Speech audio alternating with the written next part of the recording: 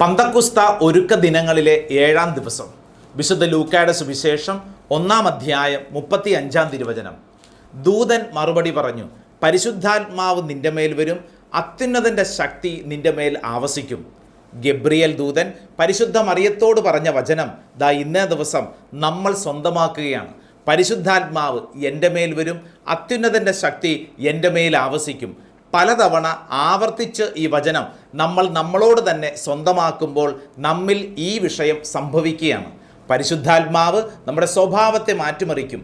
പരിശുദ്ധ അമ്മയിൽ പരിശുദ്ധാത്മാവ് നിറഞ്ഞു കഴിഞ്ഞപ്പോൾ ഭയം മാറി, അസ്വസ്ഥത മാറി, ചോദ്യങ്ങൾ മാറി, എല്ലാം കർത്താവിൻ്റെ ഹിതമെന്ന് അംഗീകരിച്ചു എന്ന പോലെ നമ്മുടെ ജീവിതത്തിലും പരിശുദ്ധാത്മാവിനെ സ്വീകരിക്കുമ്പോൾ എല്ലാം ദൈവഹിതമായിട്ട് സ്വീകരിക്കാൻ കൃപ ലഭിക്കും.